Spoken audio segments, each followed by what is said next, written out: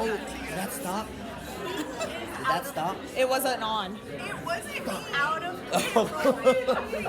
It wasn't recording any of it. It wasn't It was recording? off. Well, this became even more exclusive. Very closed access. There ain't nobody else a part of it. You are. Look at us though. What's going on? No, it's not. He's so sad. He's like, this is for you. This is not for your mom. Not to us. He's going to be in here by himself.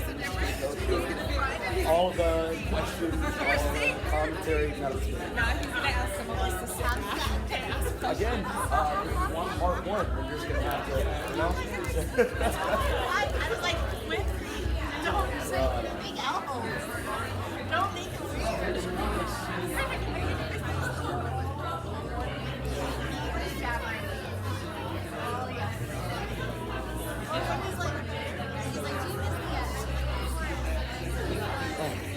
All right, folks, we got to start locking in. Grab a seat, grab your last bit of coffee. Let's start getting set. Last set, best set. Last set, best set. Hoorah, hoorah. I might have just blown out the mic. We'll see.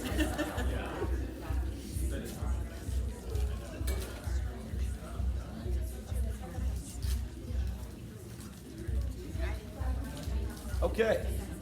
Before we go into things, first off, thank you, Brad. Gave us the full rundown of everything coming up. Before we go into part two, disclaimer for you guys. I used to be deathly afraid of public speaking, and I'm still at that point, right? Fun fact for you guys. Brad initially hired me on when I first became a coach at Pivot, and he asked me the question, and he asked, do you want to coach group classes? And my answer was, hell no.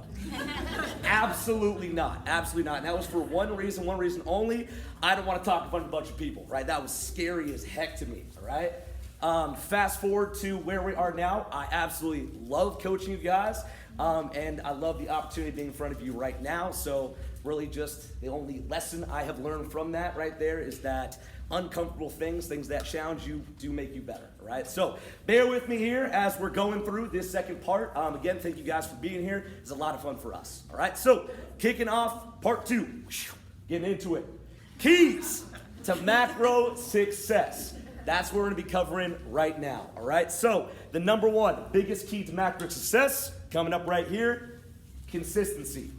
I want to make sure that we are all on the same page with what consistency means. Brad has already hammered this home. I'm going to sound like a broken record. I'm going to say it time and time again because it's the most important key to you being successful with your nutritional plan, whatever it might be. All right. So the definition of consistency, so we are all on the same page. What it is, the ability to replicate a process or activity with the same level or quality over and over again. And that is what we are going for with our nutrition plans if we are looking to create change. All right? So, biggest things behind consistency. Again, some things were addressed briefly. Now we're going to go into a little bit more detail. Number one, we're looking at tracking our food 7 days a week, especially if you were on a full macronutrient plan, but even if you were on a variation of that plan, we're looking at tracking, right? So I think there is a common misconception that the week is Monday through Thursday, that we only have 4 days available to us, and then Friday, Saturday, Sunday, they are off in the wind, all right? I'm here to tell you that is just simply incorrect. You have the opportunity on Friday, on Saturday, on Sunday to continue making progress, to still get your workouts in, to still focus on tracking your nutrition, to still be on a plan and still have days to make that change, and that is an opportunity to do that. So that is an awesome thing. Take advantage of it. Number two on there, having everything weighed out, all right? Everything we just talked about. Again, if we're just following a calories and protein plan, we're not even worried about the rest. That still involves putting something on a macro scale to find out what it actually weighs. And that is something that we are looking to basically clarify what our portion sizes really are, because you don't really know until you put it on that scale. When you're going throughout your day, when you're grazing, right? When you're snacking, when you're having that handful of trail mix, right? You're having that handful of chips going on down, and then we don't write that down, we don't really know how many calories that is starting to add up to. And especially if our goal is fat loss, then that is going to be something that has the potential to add up to a lot of calories over the course of our day, but especially over the course of our week. So what we're trying to do is take away any of that ambiguity off the table. We're trying to be very clear, very concise, and know exactly what we are putting into our body. So that brings up number 3. Having our off days don't ruin the week, right? For whatever reason, if we have one quote unquote bad day on our nutrition plan, something happens, right? Some stressful situation went down, some extreme work situation popped up where I just had to make it in the office and I just wasn't on my plan, or maybe I was just eating maybe the foods that I'd consider more to be soul foods, not bad foods, right? But I was just more indulgent on that day.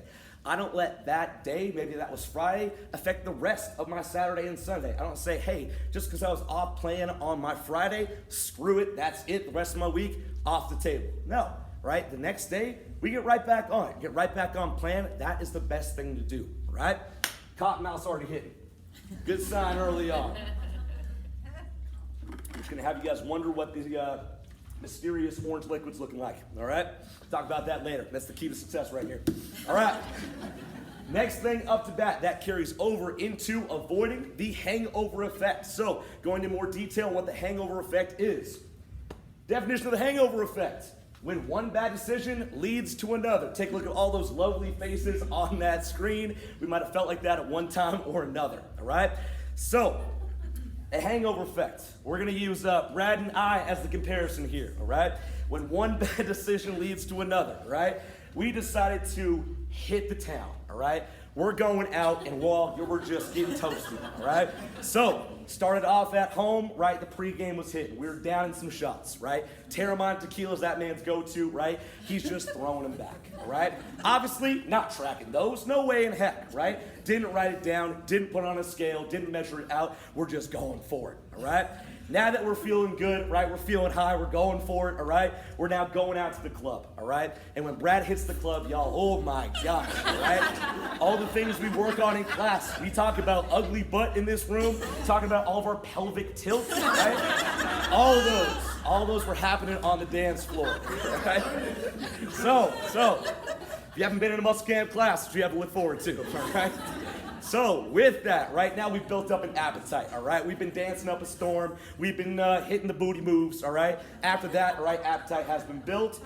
Now we're ready to eat some food, all right? And when we're looking to eat some food, there's the taco stand right outside. So we're throwing back some tacos. 2, 4, 8 tacos, all right, maybe 8 tacos, right? All down the hatch, all right? So there goes that food again. Didn't want to track that, no way in heck, right? After that, right, we had to walk it home, all right? We just walked home, wanted to get the steps in balance, right? It's all great, right? But we worked up an appetite again. We wanted the late night milkshake. We wanted to head over to McDonald's, right? And we went to the whole feast. By that time, 3 a.m., passed out. What happened the next morning? There ain't no shot I got my fasted cardio in. Didn't do that, right? I missed my workout that next day. No way I'm feeling up to that either, right? And that leads into my whole Saturday. I'm looking for that greasy, fatty food. It's brunch. It's mimosa time. We're gonna keep the rally going. There goes my Saturday. No shot I'm working out on Sunday. Still feeling like crap. Maybe I'll get back on it on Monday. Maybe if I'm feeling good, maybe the schedule allows, right? That is an example that might have happened to you at one time or another. Maybe it's a little more extreme on that end. But the reason why I bring that up, right? This doesn't just apply to a club and going out night if you drink, if you don't drink, right? It applies to a lot of real life scenarios, right? Again, if we had that one bad day, what if a family emergency happened, right? Where you had absolutely no control over the course of 24 hours. It was just something where you had to take care of somebody else, take care of your kids, take care of a significant other. It was just out of your control, right? That's completely fine, right? It's okay to be off plan for that day, but what we need to make sure to take care of ourselves when we've taken care of others after that is just getting right back to it. Really as simple as that. Getting right back to our plan. There's no makeup that you need to do. There's no extra cardio that you need to lock in. There's not the double workout that you need to do, right? It's just getting right back on your plan the next day to make sure that you are still being successful, right? So, going on to our next one. What does it take to get an A? All right, so we just talked about how we're working to stay on plan. Now we're gonna give it a little bit more perspective, a little bit more broad stroke right now. So Brad and I like to use the analogy for our clients of what it takes to get an A grade transformation when you're being on your plan. So we're gonna start to break that down, right? What does it take to get an A? So if we consider that we have 30 days a month, right? Fair, all right? If 10% of 30 equals 3 days, then to get a 90%, get an A, then we need at least 27 of those 30 days of days that are on our plan, right? So again, whatever plan you are following, right? If it's a full macro plan, if it's a soft macro plan, right? If you're just focusing on calories, just focusing on protein, right? We have all 30 of those days locked in, dialed in. All right, we are now in the month of January. Let's use the month of December as the example, right? What are probably gonna be the most common days that are probably gonna be off of our plan? I know for me, it was Christmas Eve, it was Christmas Day, and it was New Year's Eve, right? Those are big days that revolve around food for my family. Got an Italian family, right? So lasagna was hitting, seafood was hitting, prime rib was going down New Year's Eve. That's some of my go-tos. Those are something that I wanna make allowances for in my month to be able to enjoy with my friends and with my family, right? I do have a question for you guys, right? So outside of those 3 days now, how many of you guys had work parties, work events? You had friends get together. Did you guys have those? Yes. Yeah. So that starts to add on to our days, right? So likely we probably took those 3 days on Christmas Eve, Christmas Day, and on New Year's Eve, right? But now we have more days adding on to that, right? We have the work party that happened, right? There was a friends get together that happened as well. There was a couple other events that took place over my Friday and my Saturday. Those are gonna quickly add up to my 6 to my 7 days. And what you guys will see up there, if we're getting to that 6 and 7 day mark, that already starts to bring us down to that 70% average over the course of a week, which is a C grade, right? So if we're looking at a C grade, throwing back the school days, what does a C grade mean? That means average, right? I can't think of any consultation I've had, I can't think of any client that has come up to me and say, hey, Anthony, I'm just dying to get average results. Haven't heard it. I'll let you know if I do. I'm being honest with you. It just never has happened before, right? So what we need to do is we need to manage our expectations. What grade of results are you looking for, right? What grade of results are you holding yourself accountable to?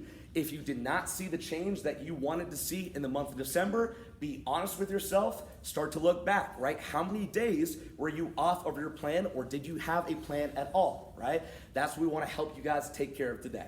Right?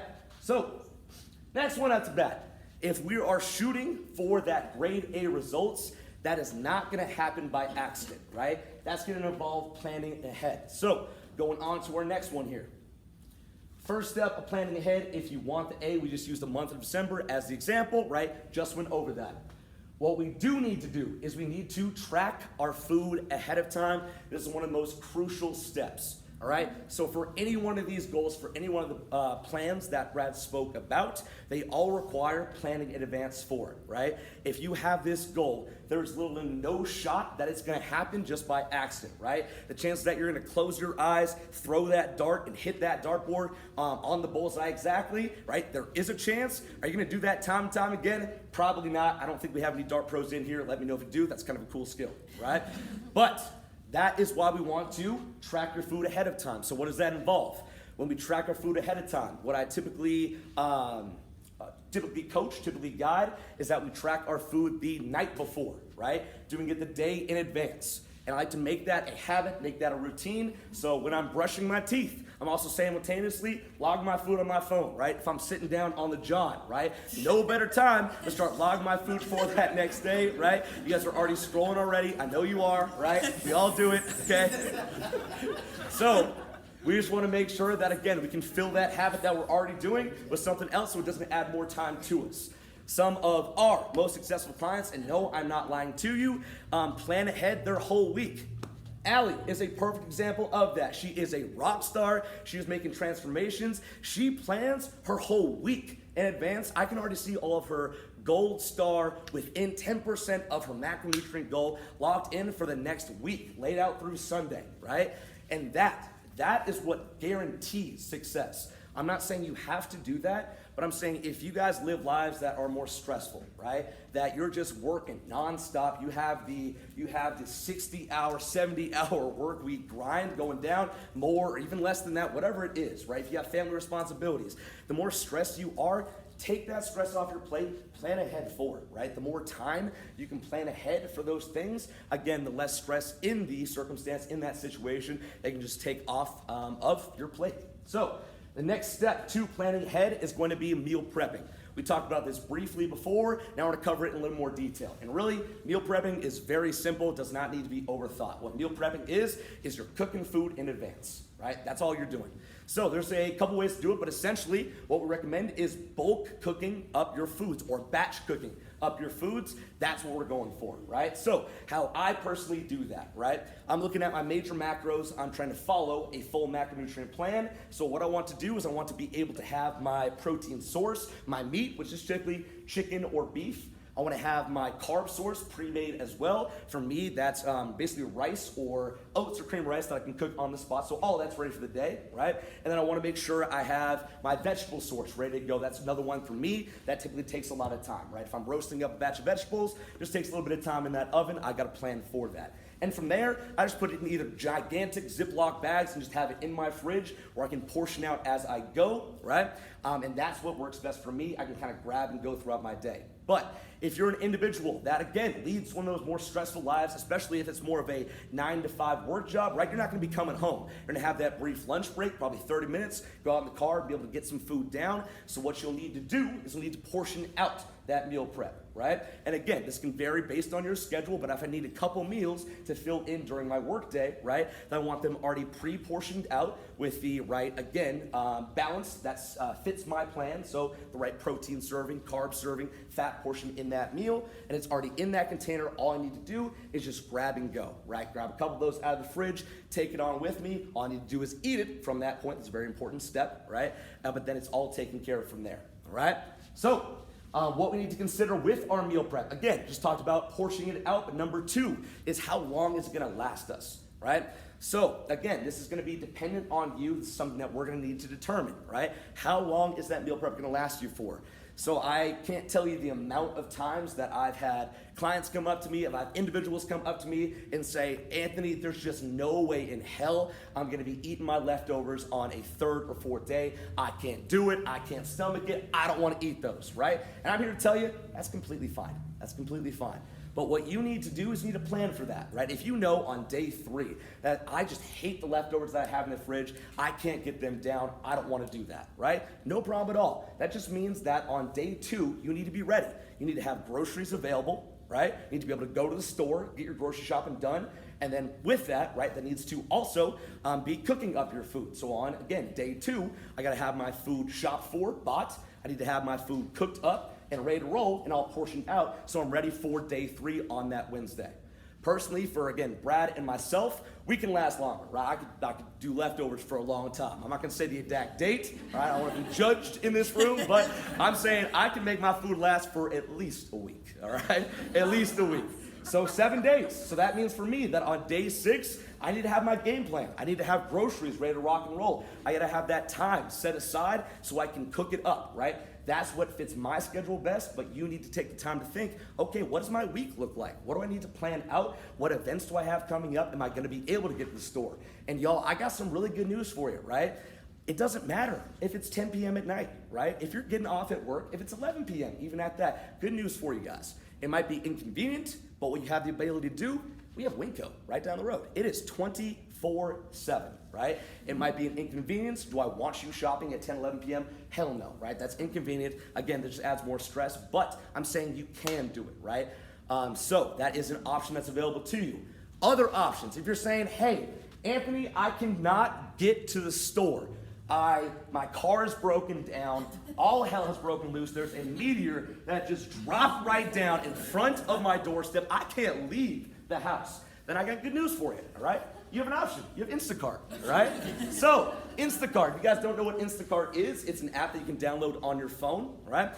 Where you can actually schedule grocery deliveries, right? So you can do it in the moment. So again, if you can't leave your house for whatever reason, again, maybe you're just taking care of your kids, maybe you're babysitting. Again, you have some kind of obligation where you just can't leave, right? You can Instacart it. You can even schedule those deliveries. So let's say I'm getting back from a flight, right? Maybe I'm on my layover and I know, again, it's gonna be a really late night. Maybe I have a red eye and I won't be there in time before and I don't want to get to the store, right? Schedule that delivery for when you arrive so it's just ready at your doorstep. You can just take it inside and you are good to go. That step is taken care of for you, right?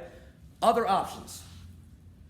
If you are living in the Stone Age, if you do not have a phone, if you don't have a smartphone of some sort, or you just like, hey, they're watching me, I just can't have this on me, right? Then I got another option for you. We are all about options here, fitting your lifestyle, right? What we can do is we can ring up the dial-up, right? We can go on the computer, and we can go through a meal prep service as well.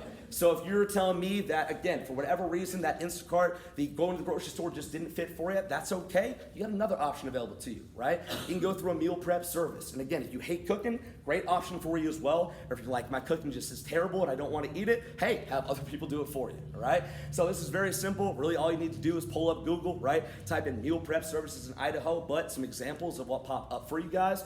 Things like Lean Feast. If you're a member at Pivot, you should also get I think it's a 10% discount on Lean Feast. There's cool things of being a part of the community, right? There's Factor meals that I've heard about. There's HelloFresh, where if you want to be able to cook that meal, if you enjoy cooking, right? Where you just have the extra time, you want to be able to put it together yourself, maybe even customize it. They'll send you the ingredients to that meal, and you'll be able to prep it up for yourself, and the recipe's already ready to rock and roll, right? But again, there's a lot of options on there. Ava Flavor does a meal prep service as well. Cool prize that we're giving away in one of our classes too.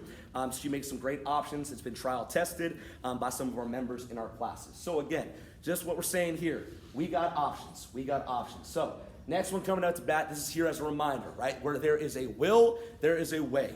Any of the options that I just spoke about can work, right? You just need to find what works best for you, but there's just got to be a will to do it, all right? So we're going to be referring back to this goat, this mountain goat on this mountain here a couple times coming up later, all right? So stay tuned with me, all right? Next one coming down.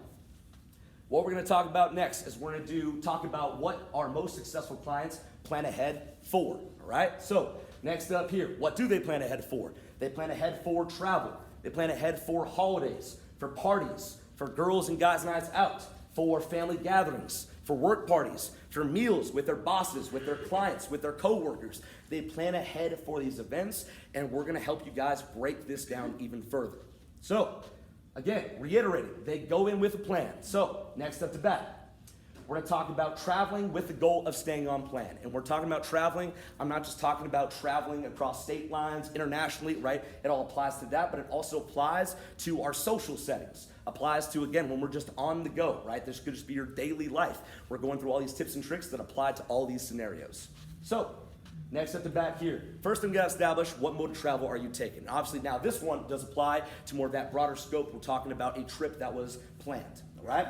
So, first at the back, flying. What the heck should I do, all right? We're talking about flying. I'm going to tell you about my go-to strategies that help keep me on track and that help my clients stay on track as well. Number one, I do not like the anxiety, the stress of that flying day. I'm not good at it. I'm consistently getting like 2 hours of sleep before my flight. Packing always happens at the last second. So I need to make my life as less as possible when it comes to my nutrition plan. So what I do is I take care of that day in advance. I have all of my food made for my day of travel. Obviously that varies depending on the time that I'm flying, right? If it's late in the day, obviously I need less meals that I gotta prepare, right? If it's early in the day, I need more meals that I need to prepare. But I wanna take care of myself. I don't know what's gonna happen in the course of that day, right? We all know with flights, we run into complications, right? Delays, cancellations. I'm just stuck between my layover. Maybe I even mix my next flight. What I wanna make sure is that I've taken care of basically my nutrition plan so I don't have to worry about that. Honestly, when I've been stuck at the airport more recently, a couple times in a row, my clients know this, right? I'm not too upset. I'm just hanging out there because I got my food. I'm still eating, right? I'm just like, all right, well, what am I going to do? I still have my food. I'm good to stay on plan, so I'm happy. I'm happy. So that is something that you have the ability to do, right? Plan ahead for that day of travel, have all your food ready available, and you can figure out the game plan from there. And again, we'll discuss how that looks once we get at our destination, right? Other good options on there as well, right? If for whatever reason we just could not make our food for that day, right? We didn't have the time for it. Maybe it was a last minute trip, right? What we can do is what we want to focus on. All the examples that Brad talked about previously involved protein, right? So if we're talking about our protein intake, right, I'd want to at least be able to manage that for myself. I know that carbs and fats generally aren't going to be very hard to come by, right? Wherever my destination is, there are plenty, right? So what I can do is I'm going to use these as some examples. I can bring some high protein snacks, things like the protein shakes that we mentioned, right? Things like the protein powders, things like beef jerky, things like, and bear with me here, tuna packages. Yes, you can bring those. Don't open them up on the flight, all right? I've been that person, don't be that person. Learn from my experience, all right? So again, an option for on your layover, right? When you get there, right? But again, just using that as an example, you don't have to love that food, right? It's options for high protein base that are quick and easy to grab. But the awesome news about today's day and age is that there's so many protein packed, convenient, packaged up options that are available at your disposal. Again, so that's another good option that I would prep up with me and take with me on my carry-on, have it for my layovers, have it for my flights, and then we can cover our bases from there, all right? Number 2, second mode of travel. Driving. What do we do now, all right? Driving, pretty darn easy, all right? When it talks about driving, you have the ability to bring whatever the heck you want with you, right? So you have the ability to pack up a cooler, supply all of your normal food if that's what you chose to do for your nutritional plan, and take everything along the ride, right? Again, pack that cooler full, have it in that ice box, bring it to wherever your destination is. But again, if for whatever reason that we couldn't take that food with us, maybe we didn't have that time or didn't make that time more accurately to prepare that in advance, no sweat, I would still cover that protein basis, right? Have those quick, easy snacks ready to rock and roll. If you're still telling me, hey, I didn't have my protein snacks available, no worries. I got some more suggestions for you, right? What I first would not recommend is I would not recommend stopping at a gas station, stopping at a convenience store, right? The amount of times you guys have been in there, how many healthy options have you seen, right? That like week-old hot dog that's just been sitting on there rotating time and time again, probably not gonna be your best option, right? So what I would recommend is once you get your gas, right, all stocked up, right, there's gonna be a grocery store somewhere, right? Stop at one, that's again where you can refill on all those high protein options. Maybe you didn't have the time to supply before you left, and again, you're gonna be ready to rock and roll. Next one at the back. Talking about going on a cruise. How could I possibly stay on track when I'm going on a cruise, right? So, glad you asked, all right? So, going on a cruise.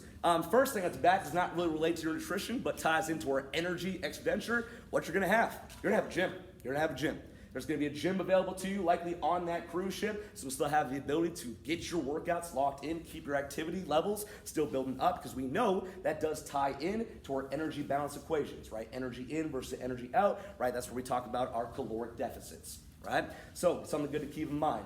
As far as the food that's going to be available, I'd say probably most cruises, we're probably looking at a buffet style of food, right? So in that circumstance, this is where it comes down to probably more intuitive eating. And again, we'll talk about strategies for that here in just a couple slides, right? But that is what we want to work on managing. And again, coming back to it again, you can still self-supply your own protein options. If you're worried about what they're going to have available, supply as best you can with what you can bring, right? But likely, if you're going on that cruise, you're going for a good time. So being mindful is going to be a really good approach, right? Next one up to bat, and we save this one for last, second one, second last. There's more, all right? Hotel. Ain't no way I can stay on track in the hotel. There is, all right? So this involves, again, it's all under the umbrella of planning ahead. So if I'm going to stay at a hotel, whether I flew or drove there, we already went through the options of what we can do for that flight, for that driving trip. What do we do when we get to that hotel? Before we even get there, I would do this before I even left. I want to know what accommodations I'm going to have. And I only care about two things, y'all. I care about a fridge, and I care about a microwave. I could care less about the rest, right? I don't care about the bed I got. I don't care about the sheets I got. I need a fridge and a microwave, right? That's it. So find out, right? Look at the website, right? See what they have available. They don't say on the website, call in, right? They say, hey, you don't have one. Hey, ask for one, right? Can I get a fridge? Can I get a microwave, right? What's the worst thing they're gonna tell you? No. All right, well, now I have a game plan, right? So that's the first step I would take for any hotel on there, all right? We're gonna operate on the assumption now next that we do have that fridge and microwave available. Okay, well, now I know, first off, number one, the extreme example, I can bring all of my food with me. That is an option that's available to you. People think it's impossible. It's not. I do it all the time, right? I prepare all my food for my trip. Let's say it's a 2 or 3 day trip. I make all my food for those 3 days, right? You might be shaking your head right now saying there's no way I'm gonna be doing that, right? That's okay. That's okay. You don't have to do that, right? Again, bringing your own protein options, having your food ready for that day of travel. Those are great things to do. But now that we're there, right? Now we need to have a game plan. Okay, I got to the hotel. Do I have a car available? Can I drive to a grocery store, right? Then I know, okay, I know my next steps. If I'm able to go to that grocery store, try to get myself there, then great. I'm gonna find some quick, easy options. Number one, protein. Let's cover our bases there. A rotisserie chicken, easy, go to, right? You have that protein pre-made for you, just gotta toss in the fridge. Number two, right? I'm looking for my carb source. Again, we're just gonna keep this plain and simple. We have steamable, microwavable rice packages, little pre-made containers. You can grab at Costco, a great option for you, right? Number three, I'm looking for a vegetable, all right? I'm just keeping this simple. I'm gonna go for my microwavable, steamable vegetables in a bag, right? There we go. I'm taken care of. That's all I need to have locked in. I can fit my other meals around it as according to my plan, right? So there we go. Again, all taken care of. If you don't have a car available, you say, hey, I can't rent a car. I'm not gonna have one available. It's just too short of a trip. Hey, what do we have available to us? What did we talk about earlier? Instacart. Go to Instacart, right? Have that delivered to you, right? And again, that'll take care of your groceries. On to the last one. We saved this for last, right? Airbnb. Because what it is, it's gonna be your home away from home, right? So I'd be looking for that Airbnb that has access to a full kitchen. And that way, again, we can go through all the strategies that we just talked about. Go to the grocery store, get my food on standby, have it all ready, right? Have it all available, and go through the strategies that we talked about above to make sure that I'm ready for success, all right? So, up next, we're now going to talk about navigating being social, all right? Navigating being social, and again, this is going to pertain to all of your travel plans as well. So, next up. First thing up to bat when it comes to navigating being social, we'll pull up the next one here as well, is going to be budgeting your calories and or budgeting your macronutrients, right? Again, reiterating this, carbs and fats are probably not going to be hard to come by wherever you are going. They are aplenty with really any restaurant that we go to, right? What is going to be hard to come by is going to be our protein sources, right? So self-supplying those to the best of our ability is going to work in your favor. When it comes down to budgeting for the day, we're gonna go through some examples here. So when it comes down to budgeting your calories for the day, let's say, hey, I'm going out for a birthday dinner, all right? My friends wanna take me out. They took me to one of the nicest restaurants in town, and I know that that meal is gonna be more of an indulgent meal, so I know it's probably gonna be more calorically dense, all right? So what I need to do is I need to save for that meal. I want to budget for that meal. So how can we do that? Again, you're gonna use some examples here, keep it plain and simple. If I'm going kind of more under the extreme example of I know it's just gonna be a crap load of carbs and fats, all delicious, all delectable, great, right? But I wanna make sure it still fits in my plan. I'm gonna keep the rest of my day just lean and clean. And again, what I recommend is tracking that on your app in advance first. So let's find out how much is actually in that meal. What we wanna do, we can pull up the next ones here as well. What we want to do is find out first where we're going, right? Once I know where am I going, I can look up the menu, right? Pull up their website, check on in. What we'll look for on that menu, and some of the nutritional information might already be available. A lot of restaurants I've found have been adding this more and more frequently. I'm gonna find what fits my plan best. In this circumstance, I'm looking for a high protein option on there. And we're gonna talk about some keywords that we can steer ourselves towards if we don't necessarily know what to look for on there as well. So hold on to that for a minute. But once I have that meal locked in, I now have my budget ready and available. I say, hey, okay, I know this meal is gonna be X amount of calories on the higher end of things. I know the rest of my day likely is gonna need to be high protein and probably low to our carbs and fats. So what I'd use as an example is in the morning, logging in something like an egg white and vegetable omelet, right? There's not really any better way to keep it lean and clean. Again, using that as an example, you can find foods that fit you, right? For that second meal going down, something like a grilled chicken salad. Again, keeping protein very high so we can still stay on the 150 grams that Mildred's trying to eat as the example there, right? Keeping my fats down lower and my carbs down lower, and now I have a good leeway, good budget for the rest of the meal to come up. So I can just enjoy it, not have to worry about it putting me over. I have planned for it for that day. It is now all fit within my plan, all right? Next one's coming up. Already talked about opting for those entrees around our protein base, so now we're going to talk about some of the keywords that you can look for on the menu, right? If we're looking at things that could be hidden sources of calories, we're going to try to avoid those, and we're going to say, hey, right now we're on a dieting plan. So we'll look at words like broiled, steamed, blackened, baked, roasted, spicy, light, fresh, grilled, sauteed. These are great options if you are looking to be more conservative for your calories for whatever your plan allows. Some words that we want to work on limited to the best of our ability, next up to bat, are going to be things along the lines of fried, battered, buttery, creamy, crispy, cheesy, thick, breaded, smothered glazed. Y'all those sound good. They sound good. Again, I know, they sound good. And again, we're not telling you not to eat foods like this, right? We're saying, hey, be aware of them, right? They are likely going to be higher calorie sources, right? Likely have more carbs, more fats to them. And again, that's why they taste so gosh darn good. If you want to allow for that in that plan, great. But if your goal is to stay on plan, you just do not have the budget for it, that's something I'm going to take into account and try to navigate in the other direction. Right? Some more strategies when it comes down to being at a restaurant and looking at the menu, right? Making your meals fit to you. Number one, do not be afraid to ask for substitutions. I've heard from a good amount of people like there's this internal fear of talking to the waiter and then they're gonna scorn us for our life choices, right? They're not thinking that. I've been a server that's not even on the mind, right? They're trying to get through their day, all right? So with those, don't be afraid to ask for that substitution. If you have something on the menu that's saying, hey, this is breaded chicken, ask, right? Ask, can I make that a grilled option, right? What's the worst they're gonna say? No? Okay, find a better option on there, all right? So that's a good one to start with first. Second thing up to bat, ask for your sauces and dressings on the side. Again, if we're talking about sneaky sources of calories, we know that because we already weighed it at home. We know that, hey, this amount of sauce that I've been using adds up to this much. Likely, they're gonna be stacking on a lot more when they're adding it onto your plate because it tastes so gosh darn good. But if you have the goal of staying on plan, you want control as best you can of your diet, then ask for that on the side. You can add it as you would like to or not have it at all right? Next one. Being aware of your portion size. This is something that Brad talked about previously as well. Typically when it comes down to our restaurant, what are they probably gonna front load us with? Probably a lot of carbs on there, and again, it'll probably have a lot of fat content to it as well. As far as that protein portion goes, remember Brad spoke about this as well. He was talking about typically that protein size, somewhere between the range of maybe a quarter pound to a half pound, right?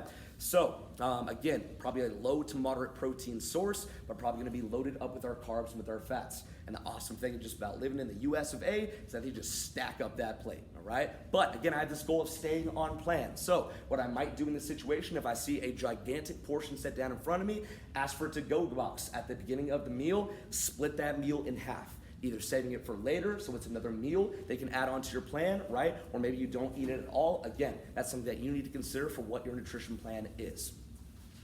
Next up, don't go in starving. Don't go in starving, all right? If I'm going in absolutely famished, I haven't eaten anything ready for my day, and the first thing they do is they set this just heaping pile of bread in front of me. I got all of the like warm chips just available at that Mexican restaurant. I'm gonna tear it down, y'all. I'm gonna go to work. I'm gonna go to work. And outside of that, I'm still hungry. I'm gonna go for the appetizer then, right? Probably not a best option for an appetizer that's macro friendly, right? I'm gonna go for the dessert after the meal as well, even after I've had that entree. So let's work on avoiding that pitfall, right? So again, that's gonna involve getting my budget locked in earlier on in the day. So have my high protein foods, have my high fiber filled foods, things that make me feel more full going into that meal. I still wanna be hungry, right? But I don't wanna be ravenous, I don't wanna be starving, right? I don't wanna have to risk going over what I've already allotted on my plan and going over my budget. Next at the bat, limit drinking your calories. Brad talked about this with fruit smoothies as one of the examples. Your liquid calories are things that can really sneak up on you. They go down really easy, they go down really quick, but they can add up to a lot of calories. So, from there, you guys might be wondering, if we're talking about limiting our liquid calories, alcohol tends to be the big question you have on your mind. So, are you guys interested in figuring out how to fit alcohol into your plan? Yeah. Okay, right on, right on. So, all right, and it's okay if you're not. So, first thing up to bat, strategies for navigating your alcohol, all right? First one up to bat. Maybe. Number 1, limited. That's it right there. That's number 1. That's number 1, right? Your alcohol, right? The benefit of your alcohol, right? You might be you might want to be able to work it into your plan, right? Might be able to want to work it into your plan, and there's nothing wrong with that, right? But your alcohol is not going to contribute positively to the macros that we are trying to be hitting, right? It's not going to contribute to your protein. It's not going to contribute positively to your carbs and fats. It's essentially going to be empty calories. So when it comes down to it, we want to be moderate of it. We want to work on limiting it to the best we can so it's not filling up our calories so we can still hit our protein content, right? So next up to bat, we want to track it, right? Next couple bullet points on that one as well. Yes, your alcohol does have calories. So what we want to do, find out, especially when we're in a controlled setting, is we want to be able to measure it. Find out what 3 to 4 fluid ounces of your typical wine, your beer, right, your spirits actually look like. Get a good mindset about you so that way when you go out, right, again, you can better estimate that portion size when you're giving it, right? Along with that as well. Again, we do not want to take these calories away from protein. What we do want to do is we want to take the calories away from our carbs and fats. So if I plan on drinking, going down, having a couple drinks at the end of the night, I'm going to log those in advance. That's going to add up to a certain amount of calories. I'm not going to pull those calories away from my 150 grams of protein. Again, if we're using Mildred as the example here, I'm going to pull them away from either my carbs and fats. As far as how you do that, it's entirely up to you, right? But I would take them from one of the two.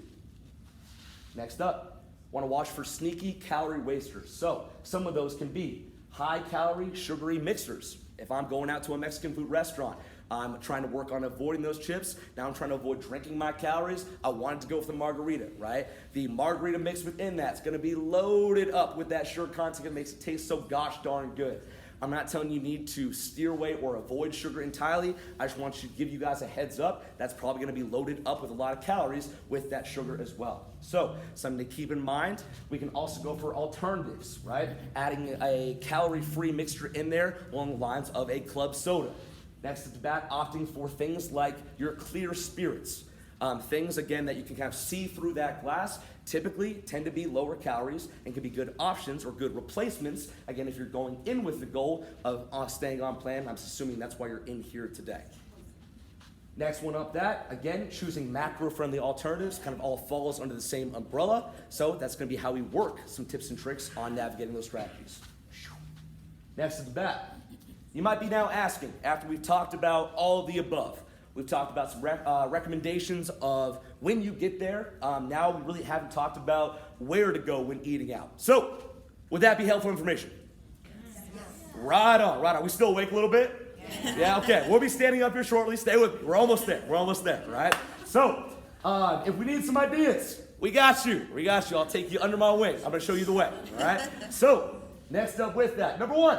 Talked about a little bit already. Panda Express. We're going to get the rundown. We have some options for you. What I'd be choosing with that one? Sides. We've got steamed white rice. We have the option for mixed vegetables. We can go for the entree of grilled teriyaki chicken. 300 calories per serving, approximately. I can go for the mushroom chicken. Only 180 calories per serving. What a great option on that one as well. That's lower in the calories too. Next one's about, we also go for the broccoli beef, only 120 calories per serving. Like, wow, it's probably because they give me a heck load of broccoli and not a lot of beef on there. But hey, that could be a great option for you. All right, and again, we can ask for those sauces to be on the side, right? And you can add those as you would like to that meal. Next at the bat, the go-to, Chipotle, right? We're going to Chipotle, going for the burrito bowl, going for the salad. Awesome thing about Chipotle is you can pick and choose the ingredients that you want on there. So, custom fit to the plan that you are following. So, going for things like the chicken, 180 calories, the steak on there, these sofritas. I'm pretty sure that's a vegetarian or vegan option. I haven't gone for it. I'm a chicken man myself, right? But if you want to go for it, right? We got the romaine lettuce, we got the feta vegetables, the black beans, the cilantro white rice, fresh tomato salsa. Again, pick and choose for what fits on your plan and the amounts that you would like. Typically, they're going to be heaping scoops of the beans in the rice. So again, if you want to ask for smaller quantities, ask, right? Say, hey, can I get that half portion? Again, these are great places to go if you're trying to make it fit to you. Next one coming up, Chick-fil-A. Not today though, not today, right? It's closed on Sundays, right? Rest of the week you have available to you. So Chick-fil-A, you can go for the grilled chicken sandwich, 320 calories per serving. You can go for the grilled 8-piece chicken nugget, 130 calories per serving. That is an elite option for you. You can go for the Chick-fil-A Cool Wrap, a little bit higher, 350 calories per serving, but a good option. For sides, do a fruit cup. There you go, all right. Next one up about, you go for an unsweetened iced tea. You can go for a small diet lemonade. Again, great alternatives to still be able to go either when you're traveling, if you need a quick fix, but again, all with the aspect of staying on plan. Next one's about, we have Starbucks or Big City Coffee, sponsored. Hoorah! All right. So Big City or Starbucks. Yes, you can do black coffee. Yes, you can do an espresso, all right? If you're coming in here today, you're like, there's no way I'm having my coffee without something in it. I'm here to tell you that is okay. That is okay. You have options. You have options. You can do a low-calorie alternative like soy milk, almond milk. You can do sugar-free syrups. You can add your Splenda packages. If you need to sweeten it up a little bit, that's a great option for you. Thank you very much, Christy. I'm just getting too excited. But again, it's all about options. It's all about options. You have options to be able to stay on plan, still doing the things that you enjoy on a daily basis. We're not trying to restrict you. We're trying to show you that there are other ways, all right? Next at the back. This is one of my favorite slides. The gold star of you didn't even try it all. And you might be asking right now, what does that mean? Is he making fun of me right now? What's happening, right? I want you guys to think back to that like Billy Goat on the mountain, right? Where there's a will, there's a way. The number one thing that we have our clients encounter and not making progress is when they don't try. They don't try, right? Say you're traveling, say you're going out, and you're just saying, hey, it's just gonna be too hard. There's no way I can stay on plan. So they don't even try to stay on plan, right? They go out and they just say, I'm just gonna let that day go and not try to manage all the things that we just talked about previously. I'm not gonna track, right? I'm not gonna worry about what I'm eating, right? So the biggest separator for you right now between you making change and you not making change is just trying. It doesn't need to be perfect, right? But you made the effort going there, right? You tried to be aware, tried to be a little more intuitive how much you were eating. You're trying to be more aware of what you were eating, right? You were trying to make some of those lower calorie options work better for you. You were mindful of it. Maybe you were still even tracking as you were going, even if it wasn't perfect, even if you were more guesstimating, right? Taking those educational guesses. That is gonna be far better than not doing anything at all. And that relates to our workouts as well. We always tell you guys, it doesn't need to be 100% full intensity workout, right? It's more important that you got it done while you were away as opposed to not getting it done at all, right? That will be your make or break between you making progress and you not making progress. It's just the effort there that will be the game changer. So that is gonna be the wrap to our second part. So next at the bat, this is open to myself, open to Brad, whatever questions you guys have on part one, part two. We have a little bit of time for it right now. What do you guys got? What can we help you with? Earlier you said Mildred should use her goal weight for like grams of protein. So if she's 150, wants to use say like 130 grams of protein. But is caloric intake also calced at that 130? Yes, exactly. So multiply that by the 4. Yep. So that way her calorie isn't gonna change, her calories aren't gonna change as she loses. 'Cause that was the Her calories from protein won't change. Yeah, correct. Oh, okay, but Correct. overall calories? They may, right? They may after, because it's always kind of like what I said earlier. It's a wait and see type of thing, right? And all diets work for a certain period of time, right? If we put Mildred on a calorie deficit, right, with that 130 grams of protein, using this example, there's going to be a period of time where those calories work for her and her weight's going to drop, right? But our body adapts, right? Our body adapts, and suddenly there's going to be a plateau where she goes through 3 to 4 weeks and it's just flat, right? At that point, she knows, okay, I need to adjust these, and she would multiply by a lower number, right? She's going to also be at a lower body weight, so that will bring down the number as well and readjust her calories, and the process starts over in terms of calculating the new macros. If Mildred were to eat 4 meals a day, Okay. every day, same shit, every day, Yeah. with those macros, Yeah. what would it be? What do you mean? Like an example. Like an example of what the food would be? Oh, so 150. So basically take the math, right? The 150, 150, 33, you got to divide that by 4, right? And if we're going to go 4 equivalent meals, that's going to be roughly 40 grams of protein, roughly 40 grams of carbs, and roughly 8 grams of fat. So that's not a lot of fat, right? So I would go with something like, we need 40 grams of protein with 8 grams of fat. So I'd go something like a steak, right? Or maybe like ground turkey, right? 40 grams of protein, you're going to need roughly 6 to 8 ounces of that. So 6 to 8 ounces ground turkey, your fats and your protein is now covered. Now you just need 40 grams of carbs. 40 grams of carbs, very simply, is a cup of white rice, right? So bam, she wants to eat that 4 times in a row. She's good. But it's those are just the examples off the top of my head because those are foods that I eat frequently, right? So I know those macros, right? There's absolutely nothing magic to those foods, right? That could have just have easily been 93.7 ground beef, ground sirloin, or excuse me, not a ground sirloin, a sirloin steak would also fit those macros. Chicken thigh, right? Boneless, skinless chicken thigh would also fit those macros. With the carbs, you could choose really anything, right? You could go sweet potatoes, you could do 40 grams of carbs from fruit, that'd be a lot of fruit, right? But again, that's kind of the point. We want it to be a lot of fruit. So lots of different options. So say you're in a plateau, would it be wise to go up into like a higher maintenance calorie and then back into a deficit? In general, no, right? In general, no. If your weight has plateaued, right, it is time to eat less food if you have been consistent, right? Most of the time, plateaus happen because inconsistency is starting to creep in, right? Especially with more beginner dieters. Bodybuilders like this man here, right? Inconsistency doesn't really happen. He packs all of his food. I've seen him bring an entire suitcase full of food, right, to the airports, right? But with most people, right, the plateaus happen due to inconsistency, right? So if you have been consistent and your body has plateaued, usually it's time for a steeper calorie deficit.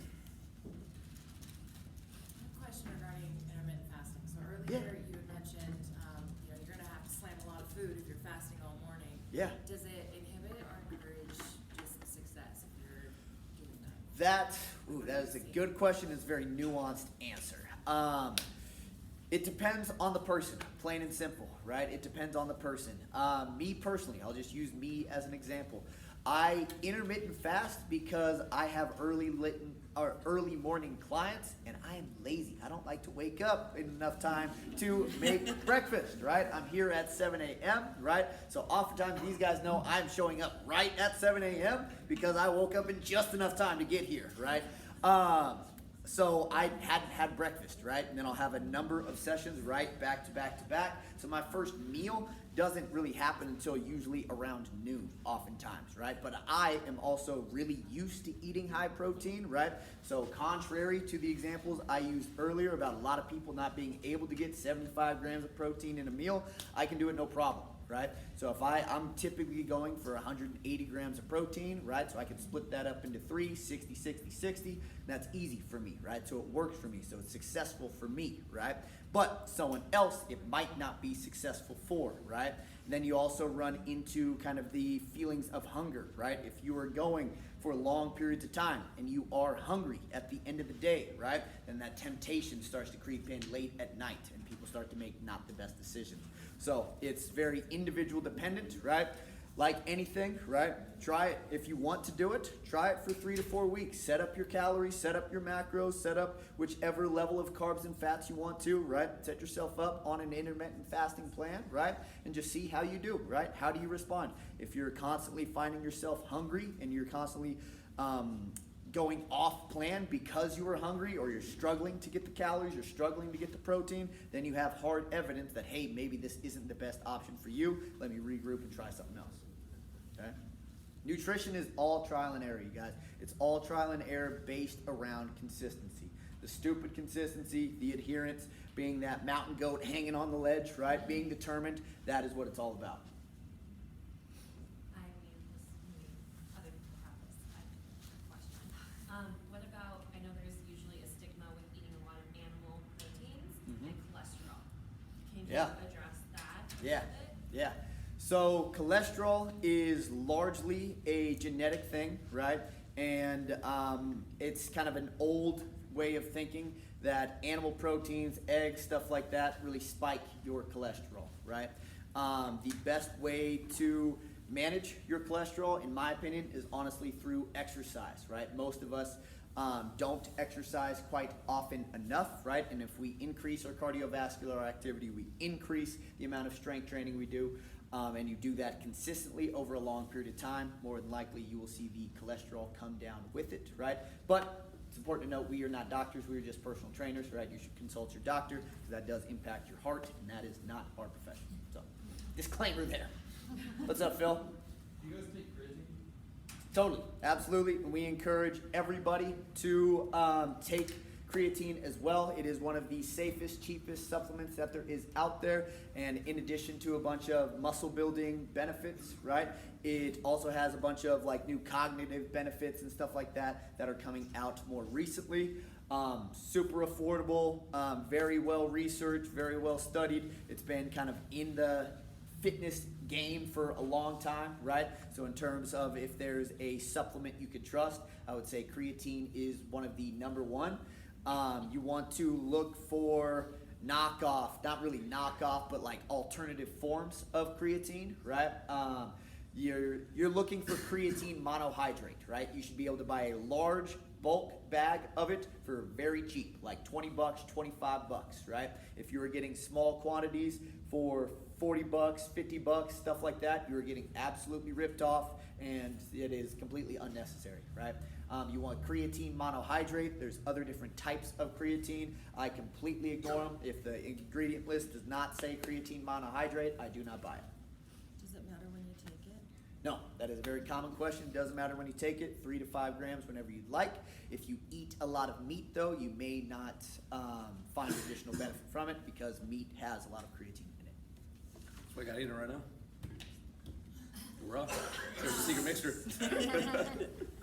So for those clients that you've worked with for a long time, or Yeah. clients, that you plan on working with for a long time, when they meet their said weight goal or whatever, Yeah. Initially, and they continue to work with you, as a trainer, when you're making adjustments to their nutrition, whether you're having them do a build phase or a cut or a maintenance or whatever, what things are you looking for to make those choices? Why are you changing them as their trainer? It's all conversation based, right? It's all conversation based and it's all individual based. That, again, a super nuanced answer, right? With ladies, right? With ladies, there is this over focus on smaller, leaner, leaner, right? If I let my female clients go, they will diet their entire lives away, right? And that is not fun and that is not sustainable, right? Because then you get to Mildred levels where you're eating 1,000 calories, right? And you are trying to go out and have fun, right? And that just sets you up for disappointment, right? Because you cannot have fun when you're eating 1,000 calories per day, right? It is just next to impossible, right? So from that perspective, right? Once they get to a healthy level of leanness, a level of leanness they are proud of, a level of leanness that they have never attained before, right? I start to promote like, hey, like let's start and think about like old lady you, right? Old lady you, right? I've never met an old lady that didn't wish she had a little bit more muscle, right? That's gonna help them get up out of the chair. That's gonna help them kneel down, stand up, right? So those purposeful muscle building phases are super important for women, right? Super important for everybody, right? But they are super important, especially for women, because after menopause, right, the rate of bone loss and the rate of muscle increases pretty quick, right? So lots of different reasons to kind of go through bulk and cut phases, right? Another good one is that they're just tired of cutting, right? I know that happened to you one time, right? Early on, you were just like, I can't go lower on calories, right? We had just started working, right? I can't go lower on calories. So, okay, we got to do another approach, right? So it's communication based. So male versus female. Yeah. Because there's a lot of gentlemen in here, which is awesome. Yeah. There's a difference, right, of like how men eat versus how women should eat. Okay. As far as like how much they should eat. Again, There is a difference, right? But a difference a lot of times is attributed by body weight, right? Men tend to be bigger, tend to be heavier, right? For the most part, right? That obviously is a generalization, right? So that's going to put their calories up higher, right? But just like I've said multiple times, right? It is a trial and error, wait and see process, right? So use the scale we gave you, take your body weight, multiply it by a number, be stupid consistent with it for 4 weeks, and what happens, right? If you're a guy and your weight is plummeting and you don't want it to, right? Increase the number, right? If you're a guy and your weight is increasing super fast and you don't want it to, decrease the number, right?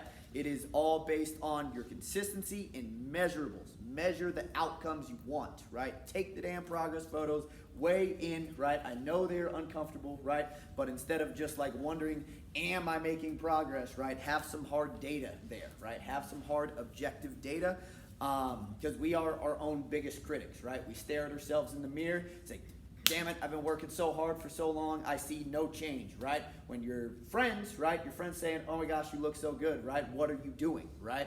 But we are hard on ourselves, right? So it is important to have an objective look, whether that is through measuring it yourself or having a coach measure it for you. Off of that, do you guys know what's the biggest determinant of how many calories you burn? Anybody? Muscle, right? So we can break that down a little bit easier, right?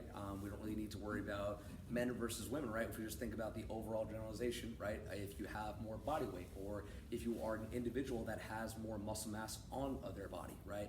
You are gonna burn more calories just at rest, right? And again, it doesn't really matter who you are. If you have more muscle on you, right? Then your body is just gonna be just machine. It's gonna be burning all these calories. And the example we like to use, right? If you were, God forbid, in a coma, right? With the current level of muscle you have on your body right now, right? Again, how many calories you burn would be basically that base metabolic rate, right? AKA your metabolism, how many calories you burn at rest, right? So that's gonna be the bigger determinant. That's the overarching structure, right? Do other things definitely play a role? Can hormones definitely play a role in that as well? Yes, but again, it's gonna be that overarching principle, okay? How much muscle do I have in my body? That's gonna be the larger determinant of, again, how many calories I'm gonna be able to burn at rest.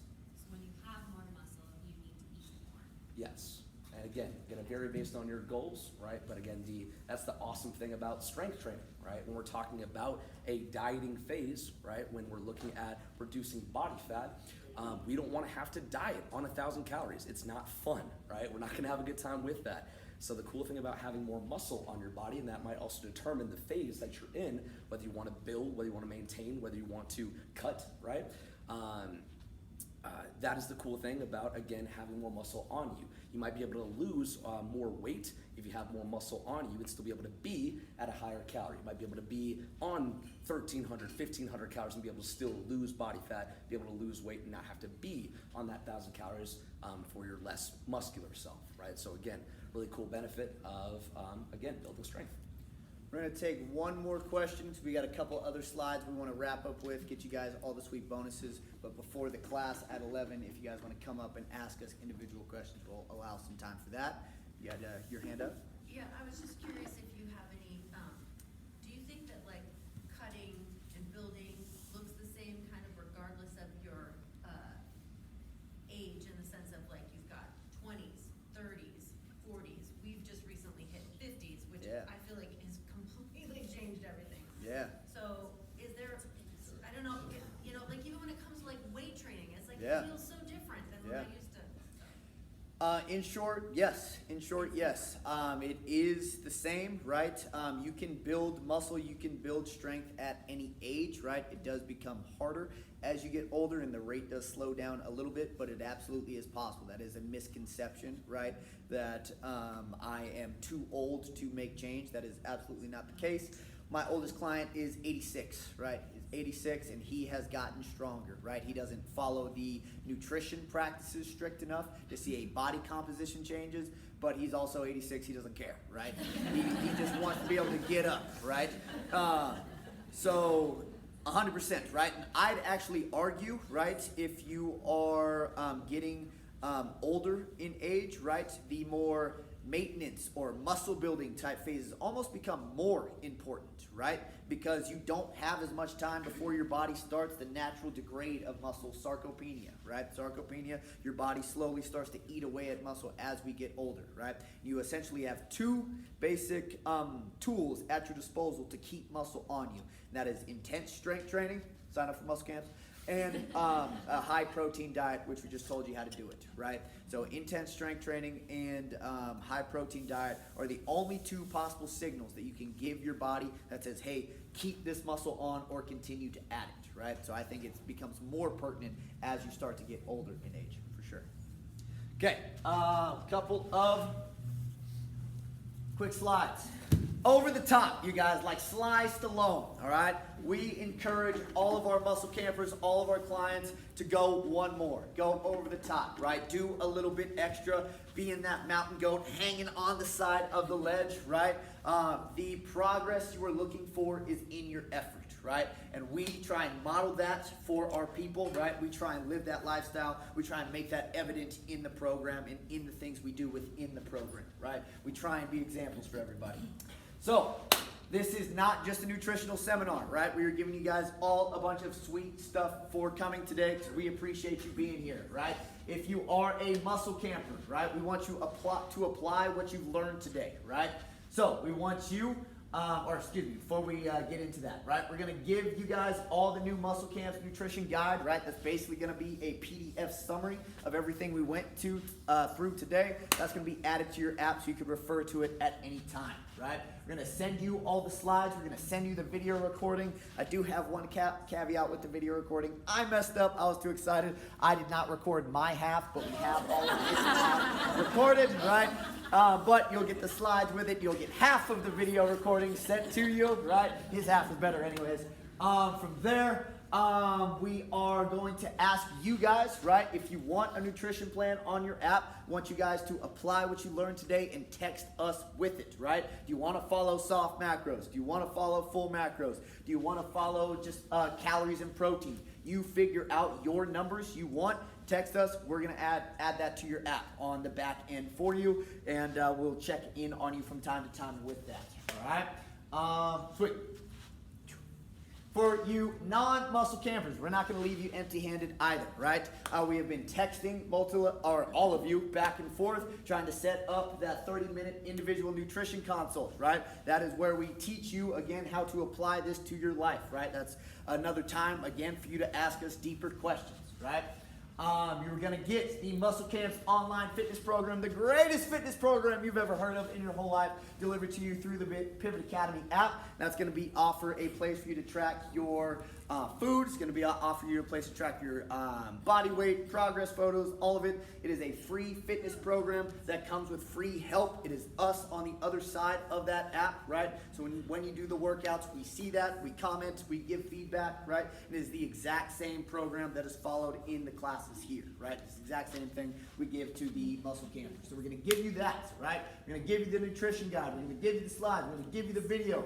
The first 25 of you to sign up for this were also added into the glute camp class. It's going to happen in about 10 minutes. Stick around for that if you're one of those people. And even if you did not, right, we want you to experience all that Muscle Camps has to offer. So we're going to put 2 free Muscle Camps drop-in classes on your guys' Pivot Academy account. So the goal being, right, you have the program, right? You have the program. You may not feel 100% confident doing the workouts on your own. That's what the 2 drop-ins are for, right? You come in, you do an upper body day, you do a lower body day, right? You see how we coach our people through it, right? Then you can apply that to your own workouts and get yourself making gains. And we follow the same workouts for a period of time, right? 4 to 8 weeks, so we can consistently see those strength numbers increase, all right? Muscle Camps online, if you want it, scan this code right here. It goes right to your phone, all right? Thank you guys so much for being here. We appreciate it. Have a wonderful rest of your Sunday. Cue the outro music. Yeehaw. Yeah, go ahead and turn off the music. Will you guys help us put the chairs back, please? We need chairs in the hallway, in the office. Yeah.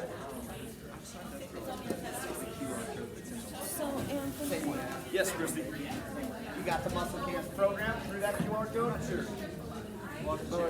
Let's see.